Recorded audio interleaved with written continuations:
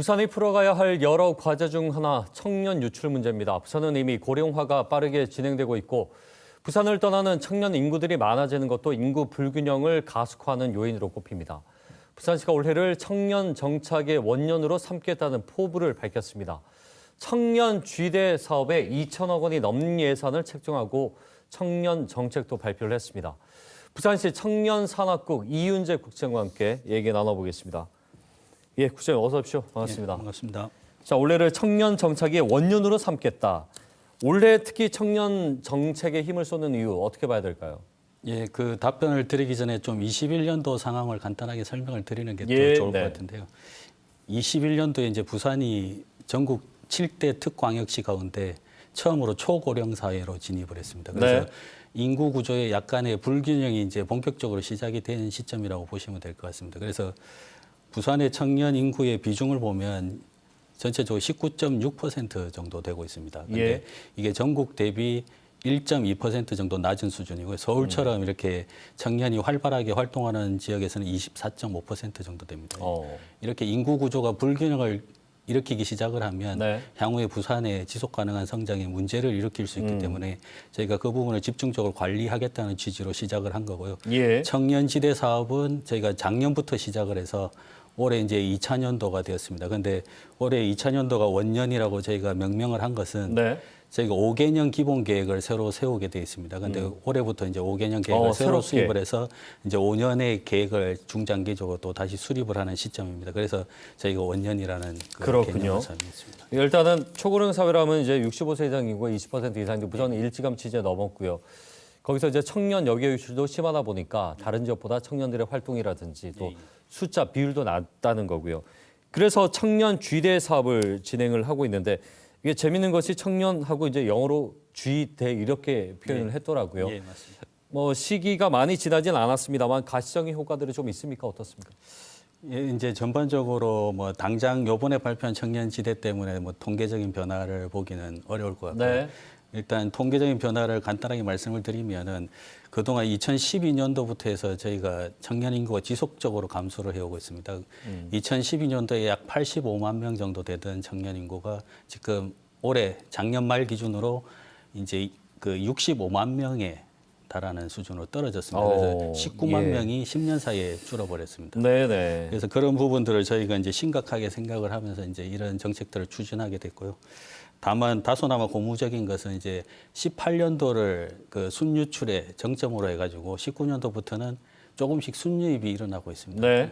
그래서 이제 특히 그 새로운 미래의 축이라고 할 수 있는 18세부터 24세까지 젊은 축에서는 그 19년도부터는 이제 순유입이 본격적으로 일어나가지고 올해는 거의 그 1,756명이 순유입이 일어났습니다. 그래서 이런 추세가 이제 지속적으로 일어나다 보면 전반적인 청년 그 18세부터 34세까지 전체 인구의 순유출도 이제 조금씩 줄어들면서 그 양수를 나타낼 수 있는 그런 기회가 되지 않을까 싶습니다. 일자리가 있고 부산이 살만한 곳이다. 이렇게 청년들 사이에서 얘기가 자꾸 소문이 나야 되는 거죠. 이제 그런 것들이 좀 더 보이면 좋겠고.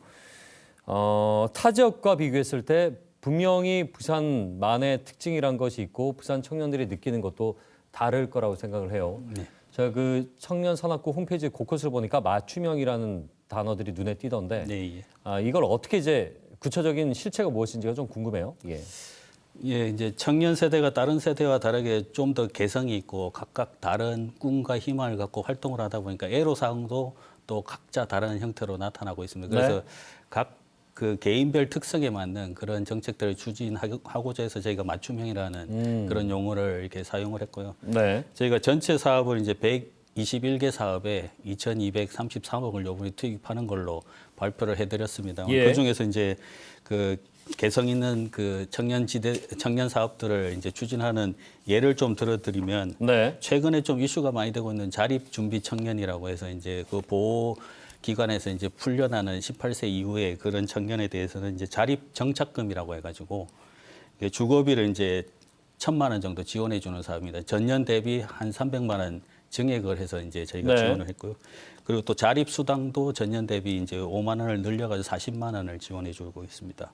그래서 전반적인 이제 소득이라든 주거 안정을 지원할 수 있도록 그렇게 진행을 하고 있고요.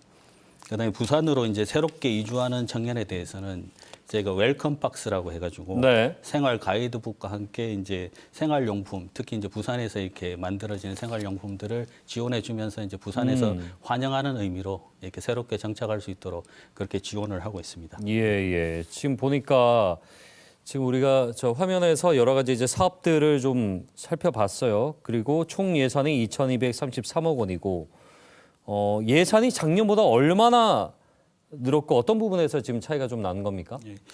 작년 대비해서는 이제 한 280억 정도 증액이 된 거예요. 네네. 그다음에 그 전에 비하면 거의 3배 정도 증액이 된 걸로 오, 보시면 그래요? 됩니다. 그래서 예. 이제 작년에 이제 청년지대를 시작하면서부터 해서 이제 저희가 대폭적인 그 예산 증액을 하고 있는 것으로 보시면 될 것 같고요. 예. 그 청년지대 사업이 기본적으로 이제 일자리 사업 분야하고 주거생활 분야, 문화활동 분야 그리고 참여 권리 분야 이렇게 크게 4가지로 이렇게 나눠서 진행을 합니다. 그래서 네. 그 지대라고 명명한 이유도 이제 굿잡 그리고 굿 플레이, 굿 라이프, 어. 굿 보이스 이렇게 해서 각각 그 방금 말씀드린 그 분야를 집중 추진한다는 그래서 그 G를 취지로. 붙인 거군요. 예, 예, 예. 그렇습니다. 알겠습니다.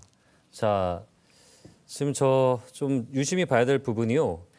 일자리 못지않게 이제 복지나 문화 사업이에요.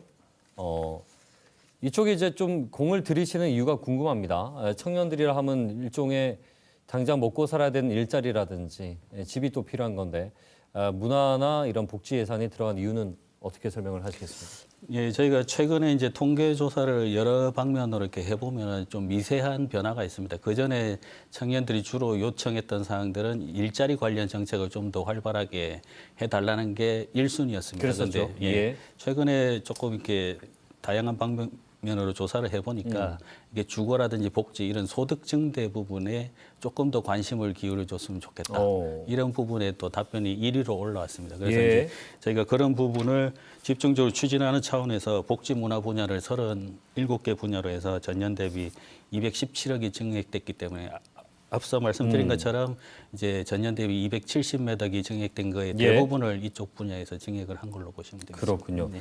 그 저기 얼마 전에 설문조사 보니까 부산에 유입된 청년들이 얘기하길 네트워크 형성이 쉽지 않다. 뭔가 좀 이 함께 어울릴 수 있는 그런 환경에 대한 아쉬움들을 얘기를 했거든요. 아마 지금 복지문화 예산 502억 원 중에 그런 부분도 포함되지 않았을까라는 생각이 드네요. 예. 네, 맞습니다. 이제 복지와 문화 활동이라는 게 결국은 청년들의 다양한 문화 활동을 지원해 주면서 네. 그 아까 말씀하신 네트워킹이라든지 이런 부분보다 이렇게 활발하게 일어날 수 있도록 만들어 드리는 알겠습니다. 과정입니다. 예. 청년들이 원하는 정책은 결국은 일시적인 것이 아니라 지속적이고 꾸준한 것인데 네.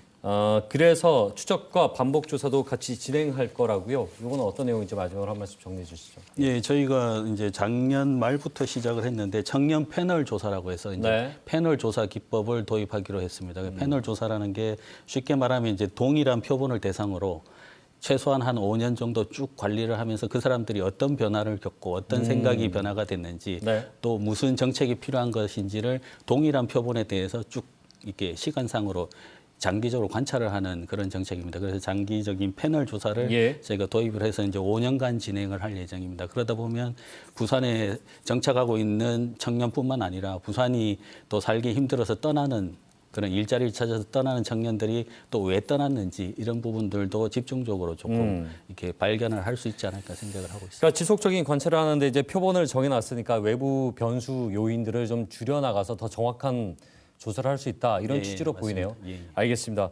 자, 원래 뭐 예산 적지 않은 예산입니다. 우리 청년들에게 좀 효율적으로 잘 활용될 수 있기를 기대를 해보겠습니다. 오늘 나와주셔서 고맙습니다. 예, 감사합니다. 네, 부산시 청년산업국 이윤재 국장과 함께 얘기 나눠봤습니다.